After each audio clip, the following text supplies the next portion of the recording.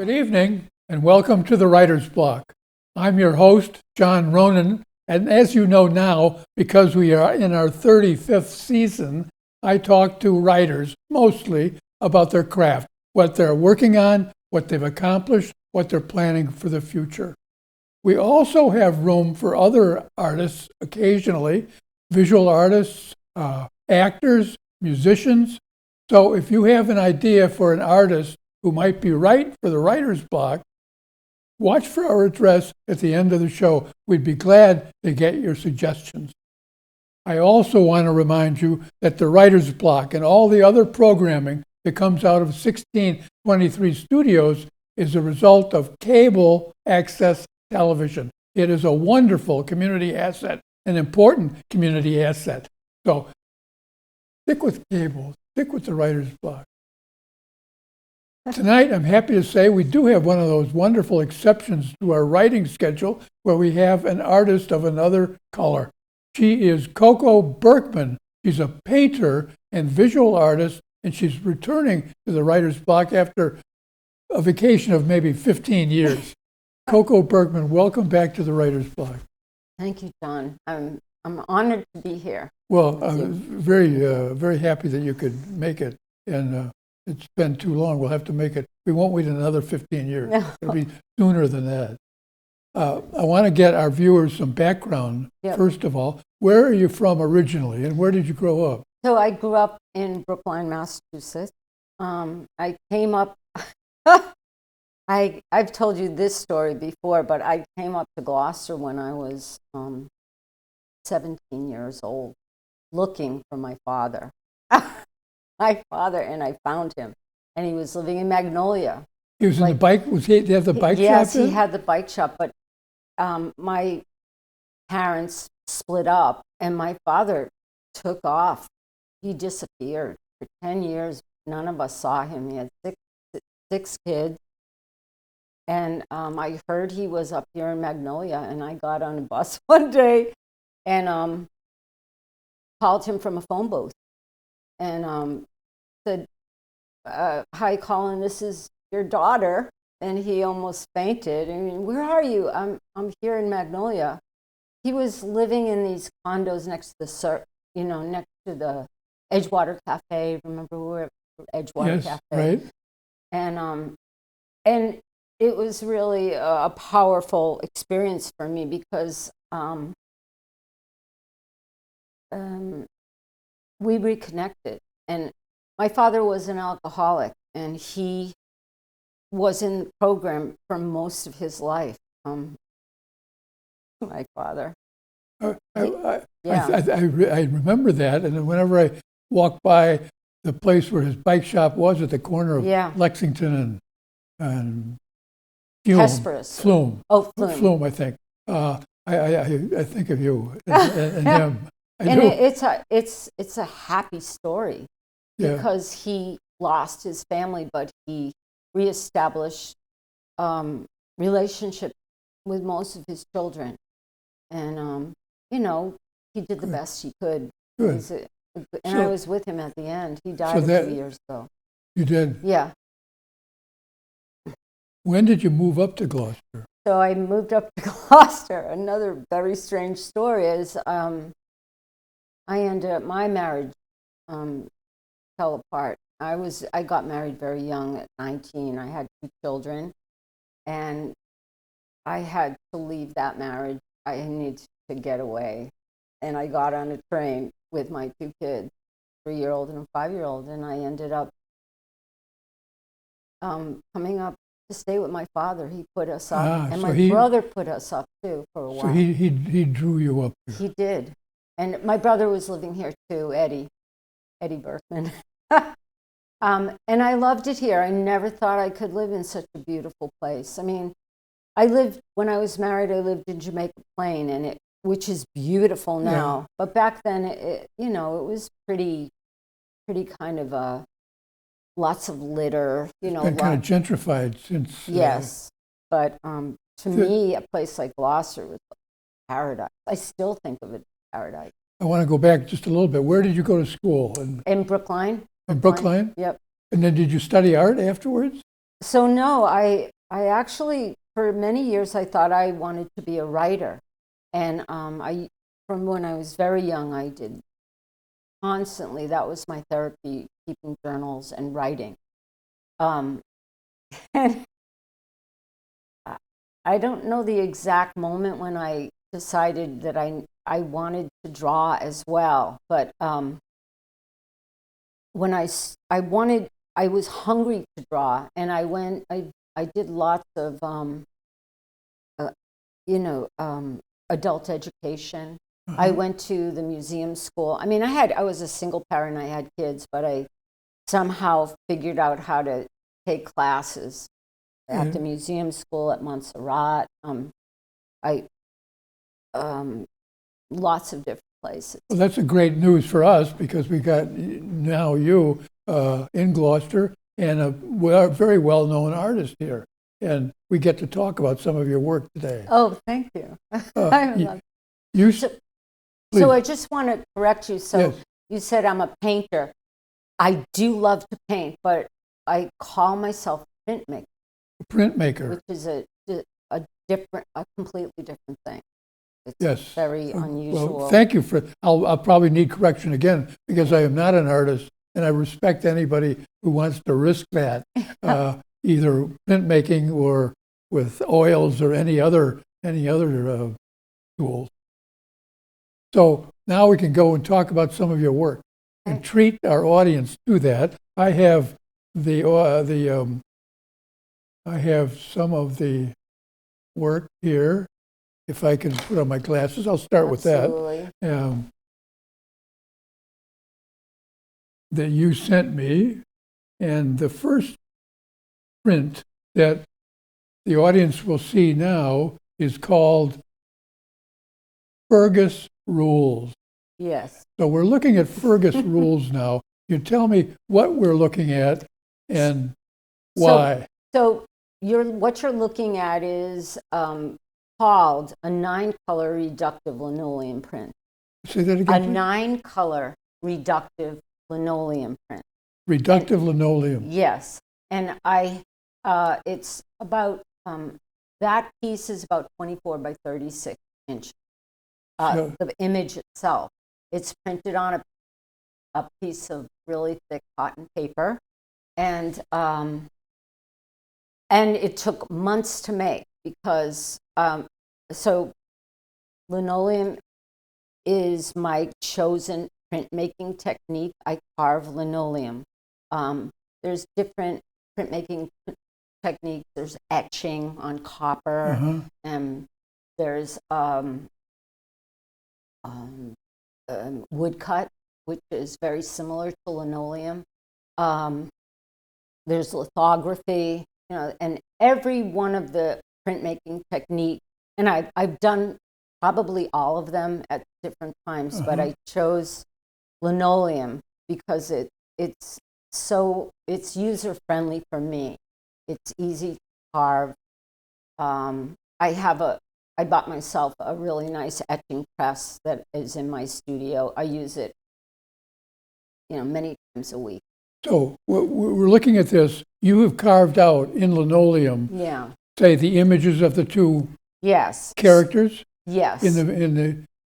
But not all the background at once. Right. I come up with an image, which is most of the work, is coming up with an image that I'm going to intimately spend a lot of time carving and printing. And I transfer it onto this big piece of linoleum. And then with reductive linoleum printmaking, I print the lightest color first. And I print like an edition of like 20, and I hang them up on my studio walls to dry. I print all, like every sheet of paper has, in that image of Fergus Rules, it's a skin color, light skin color. And then when it's dry, I'll go with maybe the blue, and I don't know what color I'm going to use next, but it's a process of takes a lot of thought making a lot of decision making on what colors I want to use. So I want to get this straight. As a Yeah.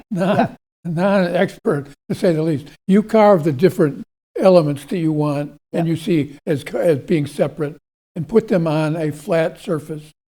Yes, it's all one big plate, and I have a big roller now, and there's been pieces cut out that I like. The white of the paper would be cut out on the first printing, and I roll the plate and put it through the etching press. It's an etching press, but these aren't. This is relief printmaking. Yeah, Okay. it's hard to explain. Just know it's very process oriented, and you'd think nobody in their right mind would want to do it. Yeah. So how long did this take? Months. To do one Yes. one print linoleum, with an addition. With the linoleum reductive print. Reductive linoleum print. So and it I'll print maybe 25, and 20 of them will be, or if I'm lucky, 20 will be just right. I can sell them. And you do sell. And I do sell. We want to make sure our audience knows that. And I put things in shows all the time. Yeah. Where can our audience see your work, and where could they buy it if they want to? So I'm actually have a lot of work in Square Circle Gallery in Rockport. The Square Circle Gallery in Rockport. In Rockport. And it's so funny that they invited me to put my work in there. They didn't know me from anyone. They just liked my work. And I said to the manager when she came to my house to look at my work, I said, that was the first job I had when I moved to Boston. I used to sell art in their gallery, the Square Circle Gallery. Really? I was got all dressed up and sold art there. And no notion that I'd end up having work in that gallery. Oh, go ahead. Also, I have a website, CocoBerkman.com. We're going to put that on the show, so people can go to your website and get more information or buy through you. And I also have there's a big art sale at the Crane Estate this weekend, which is amazing. In Ipswich. In Ipswich. I mean, if you haven't been to the Crane Estate, I've never been inside. You can go inside this weekend. Walk the beach. Yeah, you can go inside. It's extraordinary. It's beautiful. We'll be broadcasting after that. Yep. But you're having a big show. We should say you had a big show at the Crane Estate. No, I'm in a show called, it's an art sale that they have every year, the Crane Estate Art Sale. I just have 2 pieces in that, but there's amazing art in that show. Yeah, I have to refer to the past because the show will be after that. That's right. Our presentation. Okay. So back at the end of October and early November, you had a show at the Crane Estate. I want to go to another of your fine work. The next one, I believe, is not going to come up.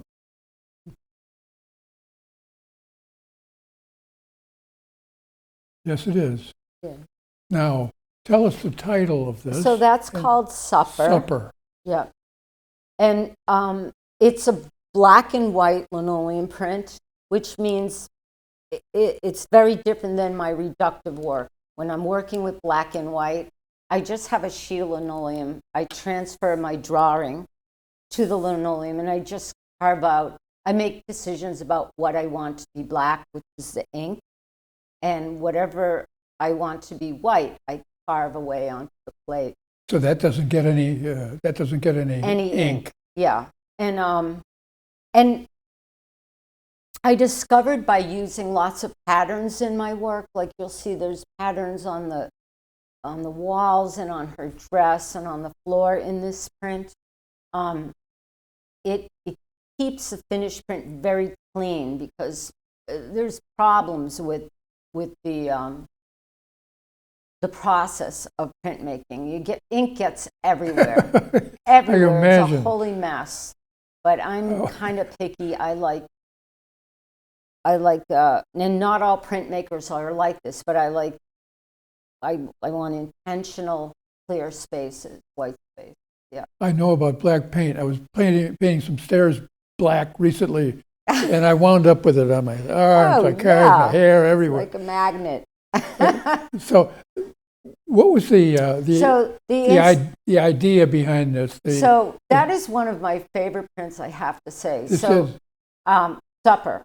yeah. So at the time I came up with the image, to me, the image is most of my process because it's got to be exciting to me. It has to say something to me.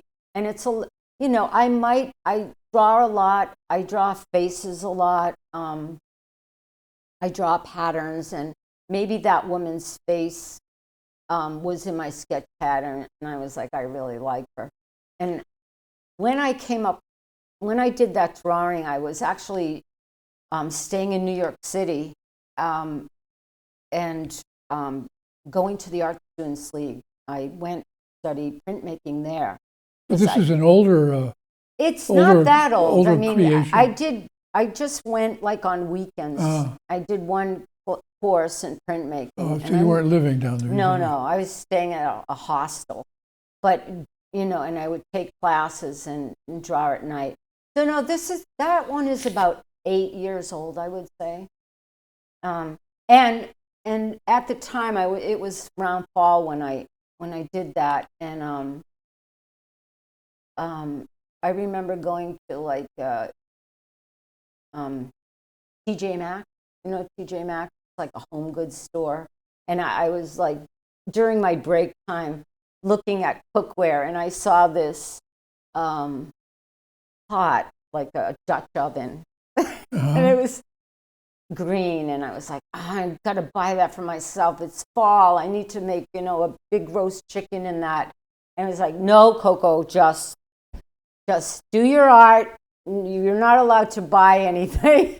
So so you didn't buy it? I didn't. Well, Good. I didn't initially buy it, but instead I put it into a print. I made it. It was like the basis of my drawing was that pot that's on the table, and then the pattern of the woman's wearing that dress. I'm excited about that pattern because the stars. Yeah, because that was like a painting that I saw in the Met. Because I used to go to the Met every day too, and I'd be like, "Oh my God!" I just like so excited to see the imagery there and the paintings. The Met is daunting. It's such it is monstrous, beautiful. It is, but it really deserves to be, gone through a lot, and it. So this is different than the reductive. Yes, it's just a black and white linoleum print. It's just a drawing put onto a linoleum plate and carved out. So what you want white is carved out. Yep. So it doesn't get ink. Right. And then everything else appears in black ink. So it must be difficult to keep these things straight. What I mean, it would be for me as a newbie trying to figure out what's negative and what's positive. Yeah, you have to think backwards. Yeah. And also, printmaking, you have to think backwards because the image that you're printing is a mirror image of what's on the plate, always. Right. And because of that, it's very magical because you never. I agree. That's a good word to describe much of your work. Yeah. Really, it's magical. Like the woman with the stars, kind of hints at wizards and interesting. Magical people. Glinda in Wizard of Oz. So I will go to the next one, which is, I got this order straight. I rehearsed doing this at home. Good for and you. It worked much better than it's working now. So tell us what we're looking at in this third print. Yeah, so that's titled Fat Cat on a Window Seat, and it's really just comes from a really sweet drawing that I did, and I just embellished it, and then it was just like I loved it. I just loved You love drawing. You I said love what a the really drawing. sweet drawing that you did. Is this your cat? No. Oh, no? I don't even like cats. I don't. No, I thought, oh, she's in love with this cat. No, and it's so funny because I did one that was like this. I did an edition that's very different than that yellow cat I did, but it's very similar. But it sold out. It was like a black cat, and the colors were different. And it was like, people really enjoyed that cat. I'm gonna do a yellow cat. And, So I used to like cats, but I became allergic. Now I can't get near them. yeah, So you don't have a. I don't mean I don't like cats. It's not. I just. Well, I think you have to have some affection for cats do. because it comes across in that Yeah. almost said painting again, in that print. Yeah. Okay, that's well, fat we'll leave the cat and we'll go to the next one, which is My friend's friend. my friend's friend. And I really I love all my work because I never in my wildest dreams would imagine that I'd be doing imagery like this. Like I always think of myself that I love abstract work. It's a wonderful, wonderful attitude to have because you've been doing it for years and years. I've been doing it for years. It's like But you're still enthusiastic about it and you really are optimistic. I am, and it's my work is kind of like I would describe it as cartoony, and for me to do that image, it took a lot of bravery for me. I mean, it was a drawing initially, and I remember my daughter looked at the drawing and she goes, "Mom, no, it's too scary. The drawing was scary or something." But I got the idea. It's just like there's this. I listen to audiobooks all the time, and I used to read a lot, but I read the Brothers Karamazov. I'm sorry? The Brothers Karamazov, yeah. and I was really proud that I muddled through that. It's a big book. It's a big book. But there's a scene where, they're at, all these young men are at a party and somebody brings a bear. Somebody literally brings the bear. And that wasn't unusual. And I really love bears anyway. So, that kind of leaked into my drawing of my friend's friend. And So, who's your friend here? The bear? My friend's friend. I don't know. So this is not completely out of your imagination. It's from everything is from the inspired. novel. Yep. It all gets in there. I read that many, many years ago. I don't remember the scene with the bear and the party.